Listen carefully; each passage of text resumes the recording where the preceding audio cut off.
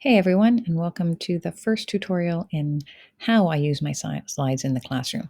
People have been asking, okay, now we know how to make these, but how do you use them when you're working with the kids virtually? So this is my simple read to me slide. Now this comes in later in the year, usually in kindergarten, but grade 1 and 2 right away would work.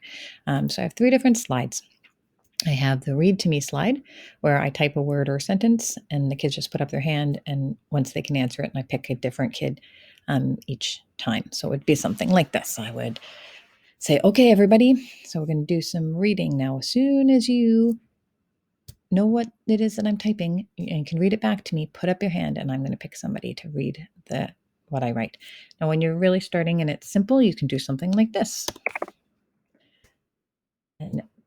And they can read that. You can start with sentences and say,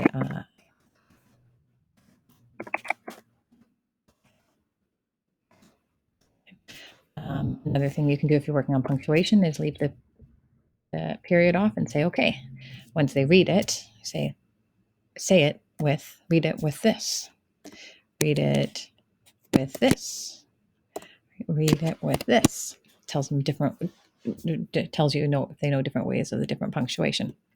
Okay. The other one I have is when I want them all to do something and I need them moving around and changing things up. So this one is read to me and then do what it says. So you type in a word and they have to do whatever you type in or a sentence. So you could just be simple and do this. Right? Very easy. Then they all start jumping, or the ones that can read that word start jumping. It's great for some of the sight words that are verbs. And you can say, and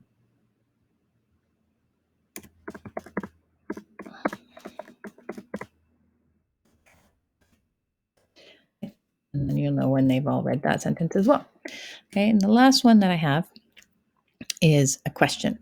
So I type in a question and then they have to put up their hand when they have an answer to it. So I'm trying to get that back and forth with the language so that there's some reciprocity going on. So I might say, okay, I'm going to type a question. When you have an answer, put your hand up, right? Do you like cats?